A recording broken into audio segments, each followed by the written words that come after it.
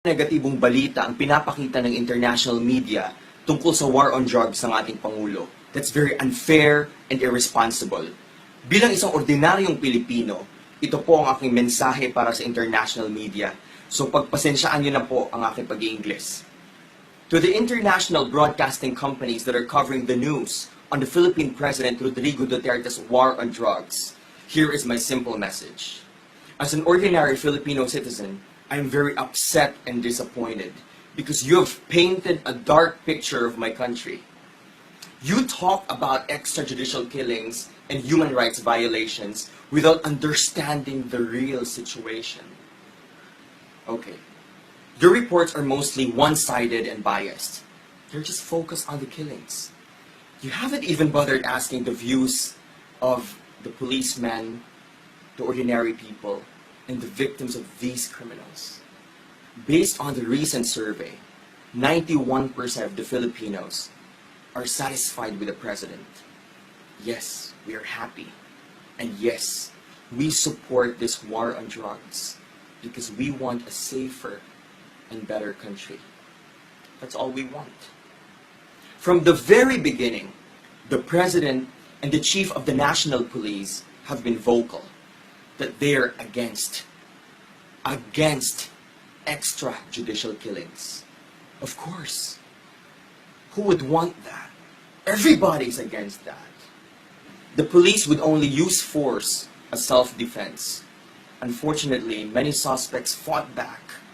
That's why some of them died. Please check the statistics on that.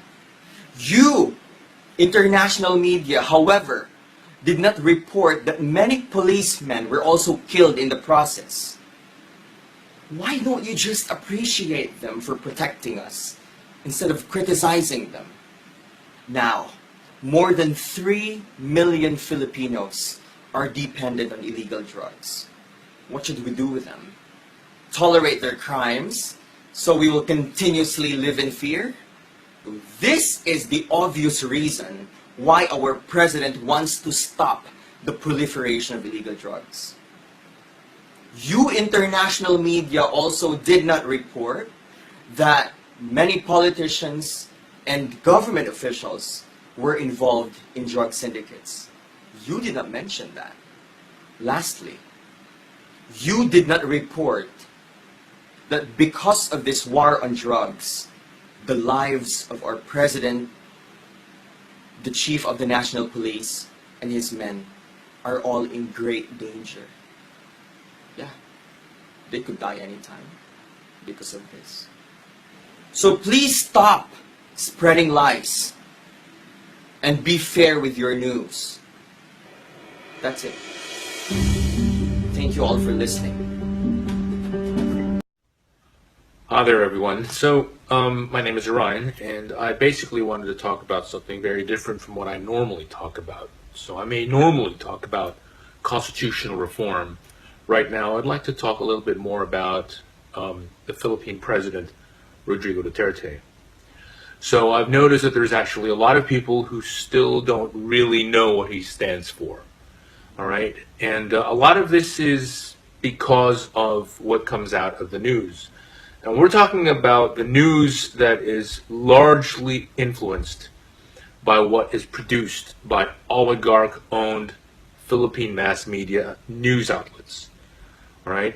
So these people who own many of these oligarch-owned news outlets, what they want to do is to basically preserve the status quo. And obviously, Duterte is not for that. He's actually for making drastic changes to allow more foreign investors to come in and create jobs and set up competition to the existing monopolies that exist, which are usually owned by these oligarchic families. So they hate that.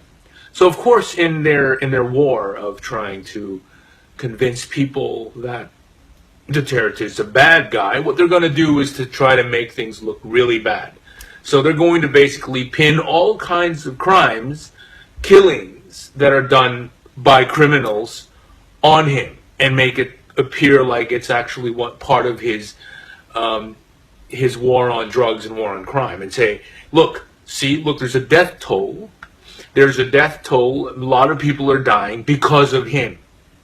Well, let me explain to you what's going on here. It's actually been proven that a lot of this has nothing to do with what Duterte is doing. Duterte basically, okay, if you guys read the fine print, you'll notice that Duterte isn't really about killing the criminals.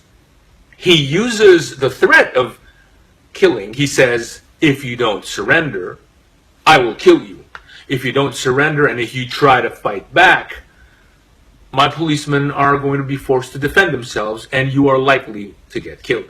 He says those kinds of things to basically put the fear in all these criminals and drug lords, to say, look, we're coming after you, and if you don't come quietly, something's going to happen.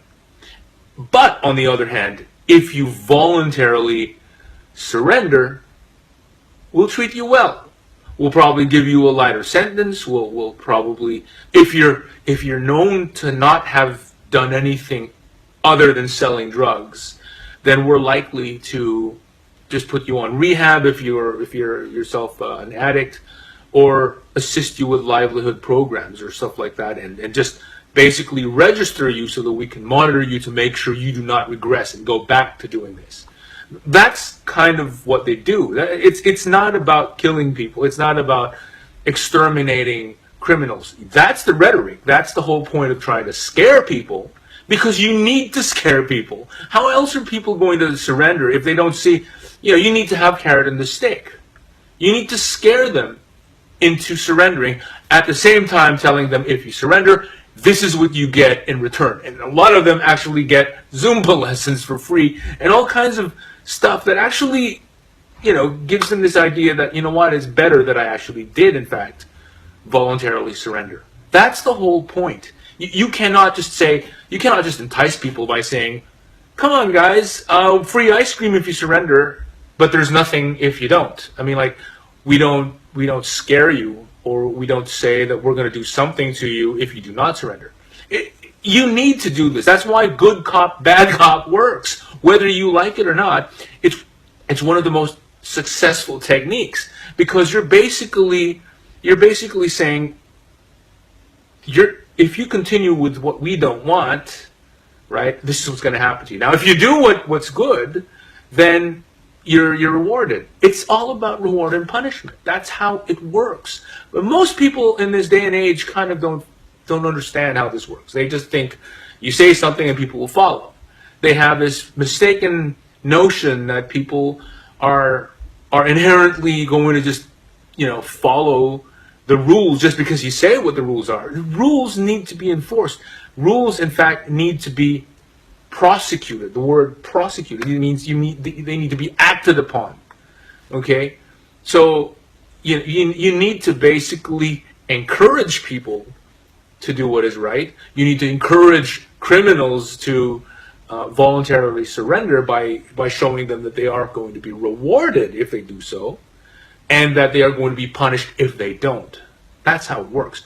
Now, these things, these talks about the extrajudicial killings and all that, the problem there is it's all about distractions by media, and unfortunately, even foreign media is getting distracted, because if their only source of what they think of as truth is the Inquirer or ABS-CBN or other news that news outlets that tend to come up with highly biased and highly partisan output, it's very likely that you're not going to get good news. You're not going to know what you need to know. Most people, for example, who go against Duterte, but do so because they don't know much about him. They say, oh, he's kind of like Hitler. And I'll tell you how this works. Hitler was a bad guy because everything emanated from his hatred of people who were not like him, people who were not German, people who were Jewish, Gypsy, Slavic, whatever. There was a certain set of people that he did not like, and just because you belong to that group, he didn't like you. He wanted to exterminate you. That's the whole point about that guy. Duterte, on the other hand, he's his politics is very inclusive. You see, the Philippines is a very fragmented, diverse society. So yes, there is a majority of people who are from a Christian background, from a Catholic or an increasingly evangelical Protestant background. But amidst this huge majority of Christian-based the populace, there's actually also a lot of people who come from different groups. So you've got a lot of Muslim groups, and basically ethnicities who speak different languages, who are Muslim, and people coming from traditional, indigenous belief systems. So especially in Davao, in Mindanao, you have all these people that are called, they're basically called lumads, and so there's lumads, and then there's the Bangsamoros, and they're all subdivided to so many different subgroups. Okay, now what Duterte has done in his own city is he has actually appointed deputy mayors from each of those groups to act as representatives. So every time there is some special ceremony, or every time there's something that needs to be addressed, he actually calls upon these deputies to help him out in making sure that what needs to be done is done with engagement with each of these communities. So that's pretty much how it works. He actually tries to bring different people together. He unites people. That's how it works with Duterte. He's passed the most liberal and progressive legislation, local ordinances, local legislation in the city regarding women's rights. And then when it comes to lesbian, gay, bisexual, transsexual, transgender discrimination, he has made legislation, local legislation again that is about not discriminating against them. So he has all these things in his history, in his background, that prove that he is a very inclusive, pro-people person. So it's not just about fighting crime. A lot of what he's done is he's set up systems that help people. He's set up a really, really effective 911 system in Davao City. So, you think about it, a lot of what he's done proves he's nowhere close to either Trump or Hitler or even Marcos. The thing is, he has been very, very inclusive, okay? So it's wrong to basically say Duterte has anything to do with Hitler. I mean, that is the most absurd and most stupid thing I've actually ever heard. Now, people who don't know, the facts about this, because say they're foreigners and they don't really know much about the context of the Philippines, they're kind of excused. I mean, you're excused because, not being Filipino, you're not really supposed to know this anyway, right? Because you're not from my country. You're not from the Philippines. It's not your responsibility to know. But now you know, okay? So make sure you're informed. Make sure you really know what you're supposed to know before you comment about certain things. So one of the biggest problems is when people comment about stuff and it's based on very limited information that they're getting. All right. Now, for Filipinos, it's more important to really know what they need to know, because unfortunately, media is very biased. We have mass media outlets that are trying to control our minds by basically trying to let us think that black is white and white is black, or that good is bad and bad is good. They're trying to basically misinform us about, say, things like federalism. Some of them are trying to make federalism look like it's bad, or so many different things. So they're trying to manipulate our minds, and unfortunately, because that's what appears on print or in the news, the foreign media also get that. Now, it's a good thing that there are actually analysts out there from outside, foreigners, who intimately understand the history and the context of the Philippines,